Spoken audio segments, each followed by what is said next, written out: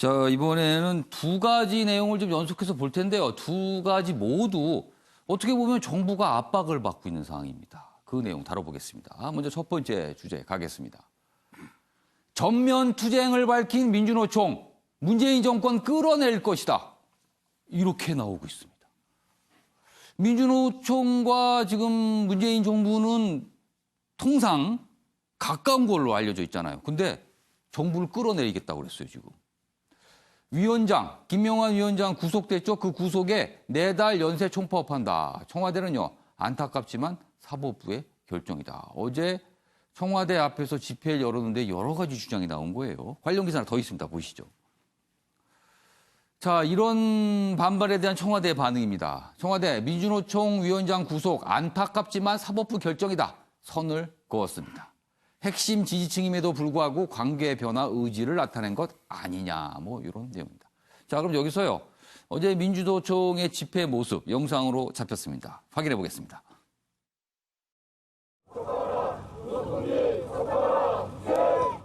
친재벌 반노동 정책을 명확히 한 문재인 정권을 규탄하고 문재인 정권을 끌어내기 위한 그런 투쟁으로 계속해 나가겠습니다. 위원장에 대한 구속은 단순히 사법부의 독립성 여부나 현행법 위반을 뛰어넘어서 이 정부가 문재인 대통령이 어느 위치에 서 있는가를 바라보아야 하는 것이라고 생각합니다. 최저임금으로는 못 살겠다고 장시간 노동으로부터는 벗어나고 싶다고 외치는 비정규직 노동자들의 외침을 외면할 수 없습니다. 문재인 정권의 만행을 폭로하겠습니다. 노동자들의 들끝내 분노를 투쟁으로 조직하겠습니다. 지금 들어보셨지만 민주노총에서 최영수 의원이 뭐 문재인 정권의 만행, 정권을 끌어내리겠다 이렇게까지 나오는 거예요. 지금 핵심 지지층으로 알려졌잖아요. 일단 민주노총 그러면은 예. 그 이미지가 폭력적이다. 예. 또는 고임금 정규직 근로자들의 조직 이기주의다. 예. 이런 것들이 먼저 떠오르거든요. 그런데 우리나라는 노조 조직률이 예. 다른 나라에 비해서 상당히 낮습니다. 예. 10% 정도의 근로자만 예. 노조에 가입돼 있는데 민주노총이 좀 저변을 확대하려면은 예. 합리적이다. 예. 이런 상생이다. 이런 느낌을 줘야 되는데 이미지가 좀 달라져야 된다는 거네요. 그렇습니다. 저런 이미지를 가지고 과연 저변 확대가 가능하겠느냐. 저는 그런 말씀 먼저 드리고 싶습니다. 김수환 평론가는 지금 상황 어떻게 보셨어요? 그러니까 저는 이렇게 생각합니다. 문재인 정부만큼 노동을 존중할 수 있는 정부가 예. 어느 정부가 또 있을 수 있겠습니까? 라고 저는 여쭤보고 싶어요. 예. 그리고 노동 존중을 폐기하고 예. 노동 탄압을 선택했다고 말씀을 하시는데 예. 이게 그거랑 무슨 상관이 있죠? 이거는 뭐 표현이 만행이라는 표현까지 나왔어요. 아니 이거는 불법 행위와 관련해서 예. 법적인 조치가 들어간 거고 불법 행위에 대해서 존중을 하기는 좀 어렵다라는 것인데 예. 그리고 이야기하는 건 책임 있는 사회 구성의 결정자 중에 한 축을 담당해달라고 하는 거 아니겠습니까? 그런데 왜 이런 말씀을 하시는지 저는 좀 이해가 안 되고요. 예. 아까 좀 전에 예. 우리 최 의원님 말씀하신 것처럼 이제 본인들을 더 이상 약자로서 권한을 지켜야 되는 저기가 아니라 미래 사회를 같이 디자인해가는 의사 결정자의 한 축으로 생각해 주셨으면 좋겠습니다. 지금 민주노총에 나왔던 이런 어떤 주장이죠. 이런 거 한 대목 여기 눈에 띄는군요. 읽어드리겠습니다. 여기 있습니다. 친재벌 반노동 정책을 명확히 한 문재인 정권을 끌어내리기 위한 투쟁으로 나가겠다. 이렇게 얘기를 한 겁니다. 그래서 오늘 이렇게 기사로 사라지고 있어요. 알겠습니다. 제가 아까 정부가 좀 압박을 받는 것 같은 두 가지 상황 소개한다 그러는데 다음 내용이 있습니다. 보시죠. 여기 있습니다. 전북 교육감 지금 뭐 상상고 이 재지정 취소 문제로 여러 가지 논란이 있죠. 이렇게 얘기를 했어요 어제. 교육부와 정치권 자사고 취소 막지 마라 으름장이다 이렇게 돼 있습니다. 강경 입장 나타냈는데요. 교육부 부동의할 땐 권한쟁의 심판 절차 진행한다. 정치권 압력 행사 땐 실시간으로 누가 했는지 다 공개하겠다. 청와대가 자사고 취소 제동 건다 뭐 이런 뉴스가 있거든요. 이건 가짜 뉴스다 또 이렇게까지 얘기했어요. 아무튼 굉장히 반발했는데 저희가 그 모습 영상으로 준비했습니다. 보시죠.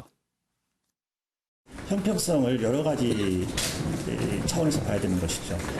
이런 엄격한 절차를 거쳐서 내려진 평가의 결론을 가지고서 지금 정치권이 계속해서 이상한 말을 하는데 이것은 지금 정치권이 전국 교육감에게 불법 행위를 저지르라고 압박하는 거 아니겠습니까?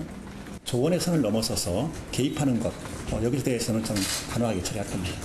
앞으로 필요하다면 그때그때 실시간으로 저는 SNS에서 다 밝힐 겁니다. 네, 이규환 변호사. 예. 이게 지금 학교 측과 학부모도 지금 정부에 대해서 이기적이지만 지금 막상 교육감이 문제 제기를 한 거 나중에 뭐 권한쟁의 심판까지 갈 수도 있다 이렇게까지 나왔어요. 예, 예. 교육부 입장에서는 고민이 많겠어요 지금. 예. 뭐 제가 봐서 별로 고민 안 할 것 같은데요. 예. 권한쟁의 심판 가서도 별로 이길 가능성이 없어 보이는데 예. 왜 그러냐면 이분은 자기의 생각이 무조건 옳다고 생각하는 사람의 어떤 위험성 저는 그리 보거든요. 왜냐하면 다른 교육청에서는 전부 다 기본 점수가 70점 이상이면 다 통과되는데 이분만 여기만 예. 80점 이상 올렸다는 거 아닙니까? 물론 올릴 이유가 있었겠지만 예. 어쨌든 그런 부분들이 일반 국민들이 보기에는 공감하기 어려운 부분인데 그 부분을 문제를 삼고 지금 어떤 법적인 조치를 취하겠다는 거 아닙니까? 또 문제는 뭐냐면 예, 예. 실제로 80점이 안 되는 경우도 79점 몇이라고 그래 0.39 차이가 안 예. 됐다는 건데 이런 거에 대해서 과연 이 많은 투자가 이루어진 상상고 예. 과연 그럼 단점만 있느냐? 그렇게 예. 보진 않거든요. 이게 예. 학부모들은 입장은 따로 있는 것이고 어쨌든 79점 얼마의 정도까지 점수가 나왔다고 한다면 그것도 달리 볼 수도 있는 건데 예. 그렇다고 본다면 과연 지정치수까지 가야 되는지 이 부분에 대한 문제를 제기하고 있는데 이분은 무조건 간다고 하는 생각하는 자체가 좀 위험하다. 여기 어제 이제 김승환 교육감이 한 얘기 중에 이 대목이 있어요.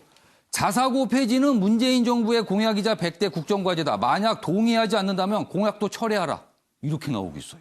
정부로서는 약간 곤혹스러울 수도 있는 상황입니다.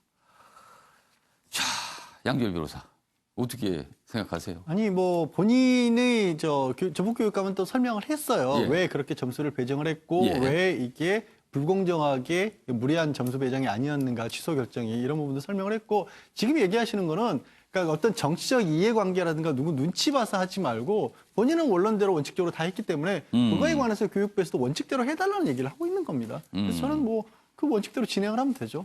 그러니까 굉장히 좀 강하게 자기 뜻대로 일단 자기의 그러니까 의지를 그게 자기 굳히겠다. 뜻대로가 아니라 예. 위쪽에서는 원칙에 맞춰서 기준에 맞춰서 했는데 교육부에서 정치적 이유로 그걸 막지는 말아달라는 거죠. 막지 말라는 뜻이군요. 교육부에서 판단해달라는 거죠.